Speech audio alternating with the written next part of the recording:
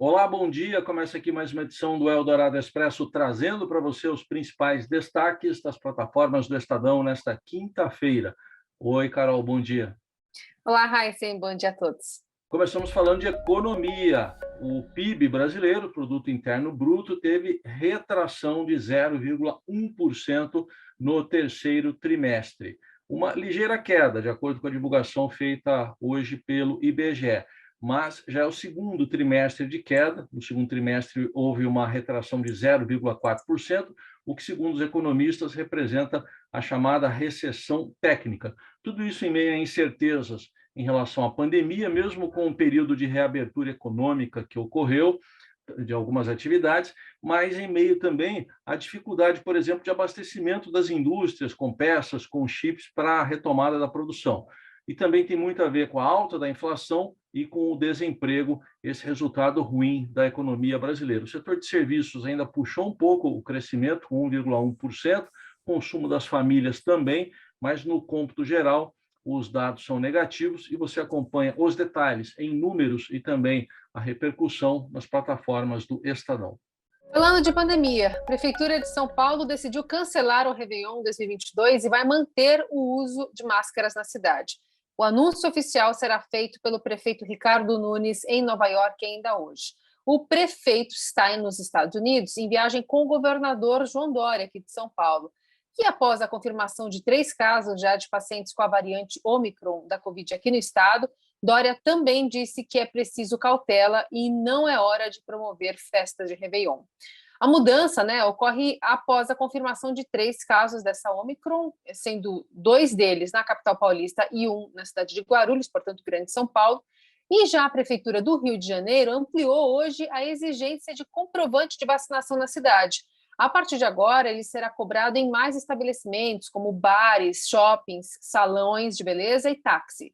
A medida vale para cariocas e turistas e ocorre também por conta dessa preocupação com a variante. E as diversas plataformas do Estadão também destacam hoje a repercussão da confirmação da nomeação de André Mendonça para ser ministro do Supremo Tribunal Federal. Ele passou por sabatina ontem no Senado e teve o nome aprovado em plenário por 47 votos a 32. O Estadão mostra que esses 32 votos contrários representam o maior número desfavorável que algum ministro indicado para o Supremo teve em votação no Senado.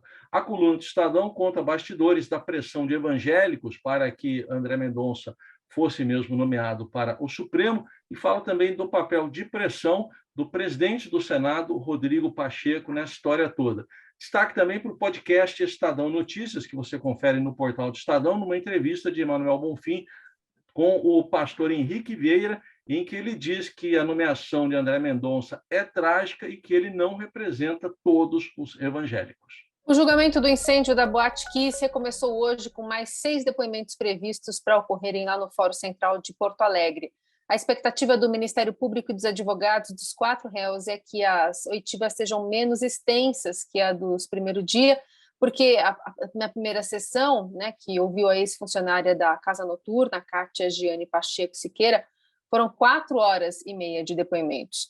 Os réus respondem por 242 homicídios simples com dolo eventual quando se assume o risco de matar e por 636 tentativas de homicídio.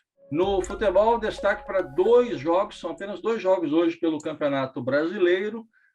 Tem um misto aí de sensações. Pode ter alegria, pode ter desespero, pode ter esperança, porque esses 2 jogos envolvem, de um lado, Bahia e Atlético Mineiro. Se o Atlético vencer, é campeão brasileiro hoje à noite mesmo, em Salvador. E o Bahia precisa vencer para se distanciar da zona do rebaixamento. No outro jogo, 8 da noite, em Porto Alegre, o Grêmio recebe o São Paulo e, se perder, pode estar rebaixado no Campeonato Brasileiro. Misto de emoções que se acompanha hoje à noite em tempo real no portal do Estadão. A gente encerra falando sobre pesquisadores de um laboratório de inteligência artificial em Seattle que revelaram uma nova tecnologia que foi projetada para fazer julgamentos morais. Eles chamaram ela de Delphi, em homenagem ao oráculo religioso ali dos gregos. Qualquer pessoa, então, pode visitar o site Delphi e solicitar uma norma ética. Durante os testes, os pesquisadores se propuseram, por exemplo, alguns cenários.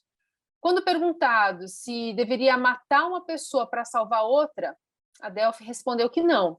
Mas quando se perguntou se era certo matar uma pessoa para salvar outra 100, o oráculo respondeu que sim.